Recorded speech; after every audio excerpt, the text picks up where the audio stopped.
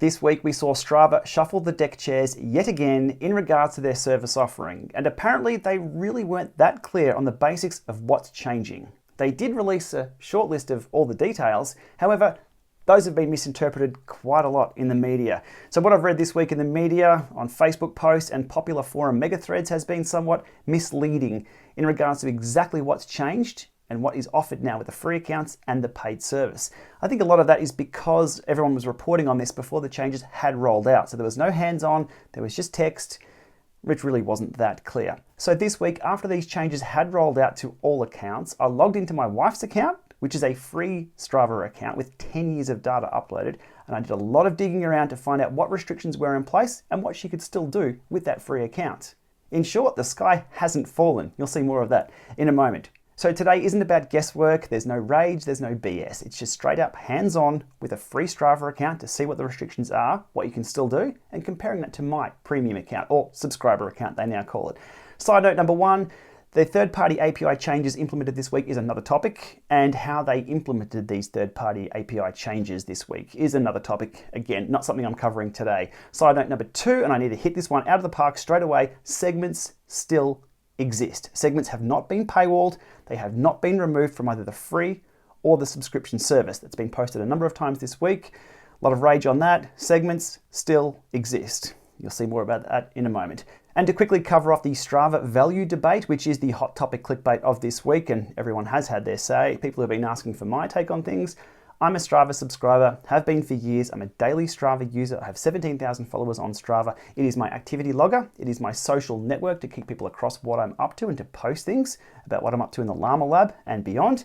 For me, it has value. For everyone else, they have their own reasons to use Strava. So it's entirely up to you. There's no right or wrong on this. However, it appears to be a hot topic of debate. Anyway, it's up to you to decide of the value. What I'll do here today is present some facts about what is, what isn't, and you can go from there. Right, now onto the interesting stuff. Let's dig into the details and make it straightforward and clear what the changes are. Let's kick off with the summary of changes that have been made on Strava this week. The Summit branding is gone. There's no Strava Premium, there's no Strava Summit, there's no tiers. It is free or subscription Strava. They've simplified that. Pricing remains the same, so around $5 US per month, give or take in your local currency, and it's cheaper to pay for 12 months than it is to pay monthly. Enhancements have been made to the training dashboard and training log. That is a subscriber-only offering. The training log now takes into account 32 plus sports, so not just swim, bike, run, which Strava has really been focused on for the last few years, so they're broadening their training log horizons to count everything, which is a good thing. The route builder tool for route creation gets a major overhaul this week. Lots of changes made there. That is subscription only. We'll dig into that later on in the video. They've introduced matched rides. We'll look at that, subscriber only. And finally, the rage-inducing dot point, which is the free accounts have been restricted. Now, they've been restricted for activity analysis. They've been restricted for segment leaderboards and comparisons there. And the route tool access has been restricted. Now, I'm saying restricted because it is restricted/limited access. They are not completely removed or completely gone. They're still there, hang about. You'll see some of that in action, but that's it in a nutshell. But today, I'm going deeper, much, much deeper. But before I do get too much deeper into this video, remember to take a few seconds to hit that subscribe button to keep the wheels ticking here on the GPLama channel. Your support is much appreciated. It's also free to subscribe here on YouTube. Okay, let's go big, very big. Now this is an overview of what you can and can't do with free Strava. It's not a comprehensive list of everything Strava can do. The list would be twice as big as that. It's a hand-picked list of things that I've seen discussed this week and a few misinterpretations of the press release versus what you really can and can't do. If you're watching this video just for the first few minutes, there's your takeaway. Thanks for watching. If you want to hang around, we're going to go through all of these and then get some hands-on with exactly what that means, whether rubber hits the road or the mouse hits the website. Right, so straight from the top here, you do get unlimited uploads and activities on a free account. Go nuts. You can upload direct via the Strava apps or via third-party services such as a linked account to Zwift, TrainerRoad, Peloton, or other services. You get a training summary with weekly, monthly, or yearly totals. The dashboard is still the same. You get activity feeds, kudosing, commenting, posting. The entire social experience of Strava remains unchanged. You can do some activity analysis of the activity you've dived into. So you get distance, time, heart rate, power, etc. And you get point and click GUI drill downs. The segments still exist. They have not been paywalled, they have not been removed. So you can see segment details such as distance, elevation, the map, etc. You can still set segment PRs, personal records, course records, QOMs, KOMs, if you're fast enough. You can see your personal record and your current activity segment time and stats if you're diving into the activity details of the certain segment. You can perform an effort comparison against your personal record. You can also do an analysis comparison against the QOM or KOM, and you can create segments. So there's a lot to do with segments there, which have not been removed from the free account. What you can't do is you can't see anything more than the top 10 overall or the top 10 women on segment times. You also can't see all of your previous times. If you've, say, ridden up the Zwift 17 times, you can't check the count number on that with a free account. You can do it with a paid account, but you'll see your PR and your current time. That's all you'll see with the analysis on a free account. You can't set goals, so your weekly, monthly distance goals or challenge goals. There's no access to deeper training analysis, such as your power curve details, your freshness and fitness, and a few other things like that, but that's always been the case. Those deeper analysis tools have always been behind the Summit paywall. Next up, flybys, still full functionality on a free account. Clubs, full functionality on a free account. Monthly challenges, full functionality on a free account. And then onto routes. This is a little trickier because there's no direct access to the new route builder. You can't create a route from scratch, and you can't modify an existing route path. However, you can modify the name, description, type, and the privacy. What you can do, there's a few workarounds which we'll run through in a minute. You can copy existing Strava routes, either yourself or from someone else. You can create routes from any activity that has been done, either your activities or someone else's activity. You can import a GPX from another service into Strava via Strava Labs for now, until they find out I've told you how to do that and cut that off. And routes will still sync to third parties. So if you're using Garmin Connect Courses API, which I discussed the other day, or copying routes to head units, that'll all still work with a free account. Okay, so that's my massive list of hand-picked things you can and can't do with the free account on Strava. My quick takeaways: segment leaderboards, restricted access to the top 10 only. That's a bit of a downer, but you can still contribute to them. If you're in the top 10, you'll be shown for everyone. Happy days. Segment comparison, you can still compare yourself against your PR and against the QOMs or KOMs. So if you're looking at improving your own time or comparing yourself to your best self or the best that's out there, that's still absolutely possible. The training plans and the analysis, well, they're restricted, but most of those were paid only anyway. The route builder tool, there's no create and no path editing. I think this is going to be a big sticking point for a lot of people if you were using the route creation tool in the past on Strava. But those aside, when compiling this list, I was surprised at how much you can still do. Before jumping over to Strava.com and getting hands-on with all of these, we'll pull up the list of changes made for Strava subscribers this week. So obviously Strava subscribers get all the same functionality as the free account, plus no restrictions or limitations on everything that is limited in the free account. You get training log analysis. Well, that's been overhauled this week on web and mobile. Matched rides is a new feature. We'll have a look at that in a moment. And the Strava Route Builder tool version 2.0, you've got full access to that. Now, there's a ton of other things that Strava does, such as live segments, beacons, etc. But I've handpicked most of the things that have been discussed this week just to clear everything up with the changes. Okay, here we are over on Strava.com looking at my wife's free Strava account. Now, my wife has been using Strava almost daily for around 10 years. So 18th of May there is as far as it goes back for. So there's 10 years of data uploaded here through racing, training, hikes, a few runs, quite a lot to go through here. So first up on my list is unlimited uploads and activities are available with Strava. So clicking here, you can see there, we can link any of these third-party services. We can do manual file uploads. We can do manual entries through here. And we can use the mobile app to upload things via this free account. There's a number of places on the free account where you can see the overall training summary. So you can see a weekly overview here, numbers of activities. You can also scroll down here on the main profile, time, distance, elevation gain, weekly or monthly. If we click through to that, that'll change to monthly. There we go. And yearly totals can be looked at by going to the training calendar. We have 2020 here, so you get the overall years, or clicking on the month. We can see the monthly totals there. Back on the main dashboard for this account, we see an overall summary for kilometers, hours, and elevation for this week for bike, run, and swim. It's all about the bike here. Now, nothing has changed here in regards to the dashboard and the activity feed, the ability to kudos and comment, and also create a post if that's what you'd like to do. So the social experience on Strava in regards to the activity feed and everything you can do there remains exactly the same. In regards to activity analysis, I'll pull up one of the activities that Veronica has done outside here. And we can show that within the activity that's been recorded, we still have distance, moving time, elevation, weighted power, which would be the normalized power, total work, speed, heart rate, cadence, power, calories, temperature, elapsed time, head unit used, bike used, etc. That's all still there. And you also get the point and click drill down analysis. So if we jump over to analysis here, we can scroll down and point and click any section through here. So for this climb section there, we can have a look at the statistics with point and click. So 3.7 kilometers, 113 meters of elevation at 3%, 40 minutes 22, average speeds, powers, heart rate. So you can still get the point and click analysis of any section in the ride there. And you will notice that segments still exist. So there's been PR segments hit here. If we scroll there, all the segments that you'd get normally are still there. Now for any particular segment, let's click on, say, the Canadian Roundabout TT. We can expand those out. But we'll jump into the segment in particular first. So we'll pull up the full segment details. So for the segments, we can see the segment details here. 1.52 kilometers, average grade, lowest elevation, highest elevation, elevation difference, attempts, etc. We can still see our PR. Oh, Von has the QOM on this. This is good news. And which means we'll also see Von in number 1 here on the leaderboard. But for the segments, which is the part we're focusing on just now, you can still see the full segment details. For any segment that you cross, you will still set PRs, course records, QOMs or KOMs if you're fast enough. We'll pull up the Geelong Road one here, where Veronica doesn't have the QOM. What we see here from this particular activity is Von's time for this effort, the analysis for this effort, and we can mouse over and see everything about the analysis there.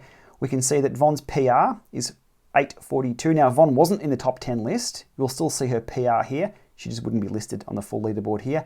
Do note here, this example of number 57 is not where people are. There's a number of people posting that they are now number 57 on the list. That's all they need to see. No, this is just a serving suggestion, a static image for you to go and subscribe. But from here, what you can do is a comparison against your PR. So pulling this up here, so there's still some analysis available for free accounts. We can see here, there's a constant difference here, about 8 to 10 kilometers per hour difference between Von's personal record and this particular activity on the day. So if you want to compare yourself to your best self, absolutely possible. Switching to the segment detail page, we can hit compare efforts, which will compare Von's PR against the QOM. So if you want to see where Von is in regards to this, I think Carla McKinnon, Von pulls her back a little bit here, but Carla still gets her by 5 seconds there in the end. So you can do some analysis against the QOM. And the final thing with segments is that you can create segments with the free account. So 3 dots, create segment. We want to grab a little section of road from here to here. Zooming in on that, making sure we're not right on the corner. Pull that back a little bit. And we don't want to dive into traffic by making that right on the corner. There we go. There's a segment here. Next, it's already found a similar segment, but that also starts out the road a little bit further. So no, we want a new segment. Next,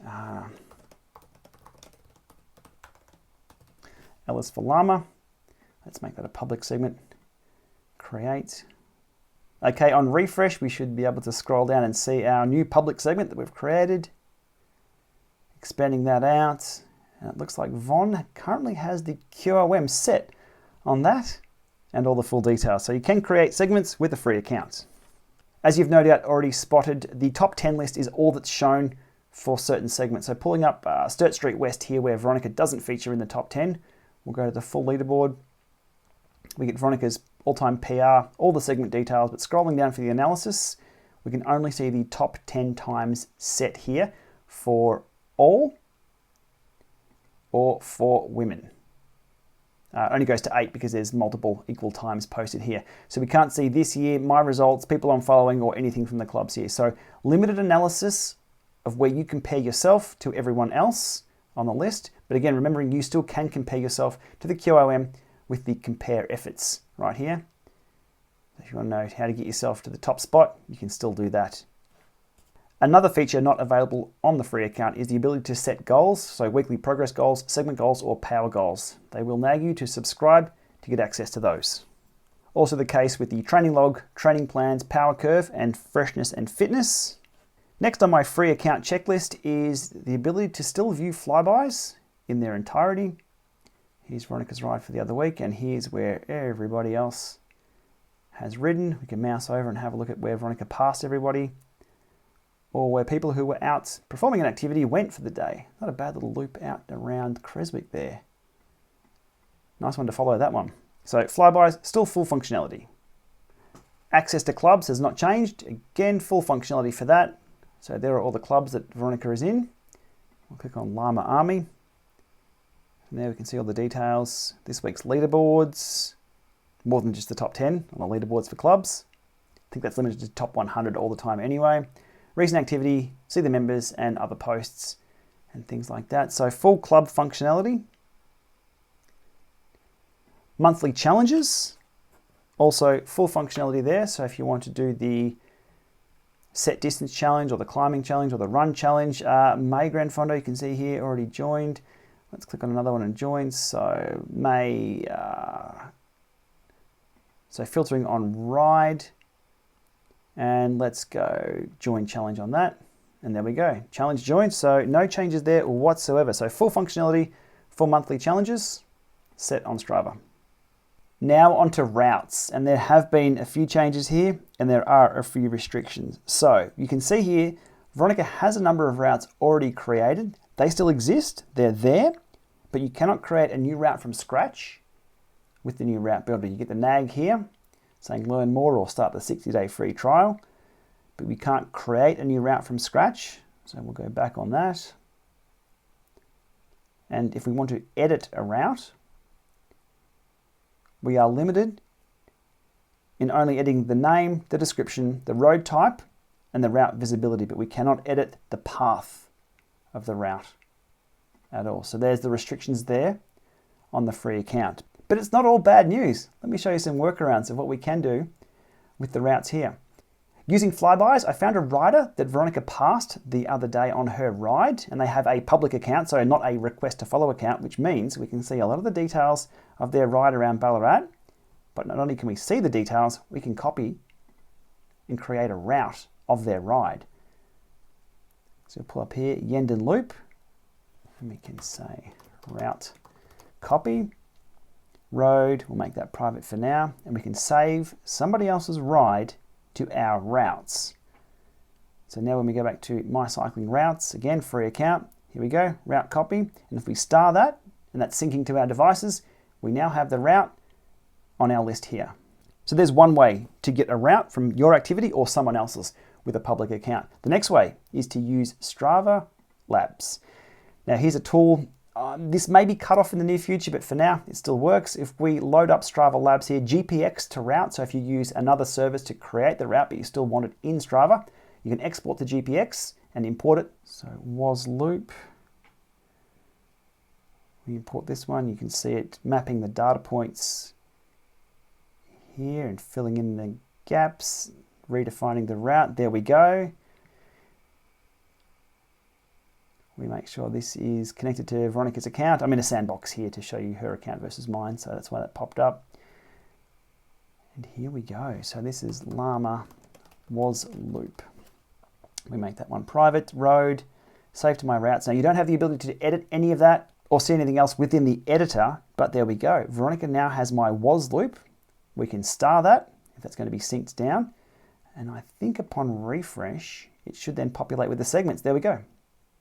So there is a way to create your own routes at this point in time using Strava Labs.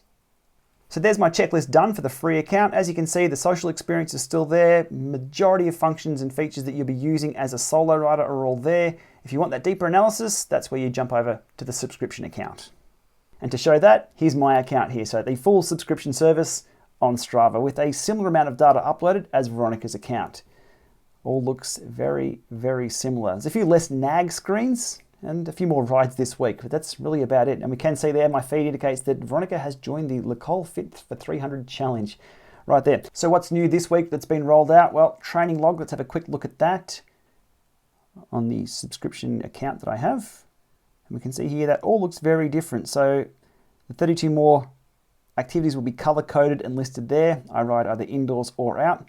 That's really about it. It's the same day there, and the full history. Oh, there's a lake hike, which is in green. So the training log, a little bit different. Number of different filters you can add to these if you want to dive into what you've been up to. The analysis side of things, the fitness and freshness. I think a lot of those changes have been made over on the mobile app, but they're all there to dive into. I don't think much has changed here on the web in regard to this, but don't hold me accountable if that's not the case. I don't use this a lot, to be honest. Matched rides is a new feature that's rolled out to subscribers this week. I believe matched runs has been around for a while for those on foot, but for our cyclists, this is something new. So Bo Peep Loop Part 6 this week, and I've ridden this route 6 times. Okay, so we can see the matched ride details here. That's all about the speed and averages of where things are trending. So matched rides, somewhat interesting if you're doing the same loop all the time or the same commute to and from work, but that's something new that's rolled out this week. And finally, onto the new route builder, one of the most significant changes announced this week.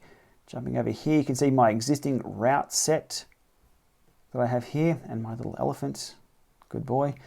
All right, we go up and create new route from scratch. So I do have access to the new route builder. The route builder 2.0 is a video all in itself. You can see here, it looks quite different to the other one with the number of changes made. I believe they're using Mapbox maps with a lot more intelligence built into the routing. So let's do a test here, which I should do a number of comparative tests against. So if I wanted to create something, so we've got the filters here. We want to ride, follow most popular. Yep. Any elevation, that's fine if you're a climber or not. Surface type, we want paved surfaces. Manual mode, no. Heat map, we can turn that on and off. I believe heat map was in the other map builder. Segments, same deal. I believe the segments were in the other builder. Distance markers, kilometers. Then we can view in different methods. Standard looks all right for me though. So we want to go from the start of the Olympic rowing course. There we go there, and we want to go to the top of Mount Warrenheip. Now the most direct route for a car is very different to where you'd ride this course. So let's pull up where this is going to choose. I'd have to say that's very close to where I would ride. I would choose the train line here though. But most people probably ride this route here because there's a bit of a trick to the intersection there. That's probably not far off. Elevation profile is shown. If you have different dirt surfaces, it will show up on here. So you can see that's 100% paved, which is what I'm after, 0% dirt, and 0% unspecified. But that's how to create a route there. Now you do note that there are no cue sheets at all created. So those looking for cue sheets to be exported to their element or element bolt, the cue sheets don't even exist. So slight step backwards there. If we hit save on this, we can give it a route. So was to the top. Make that private for now, not to flood everybody. Save to my routes. And there we go, was to the top.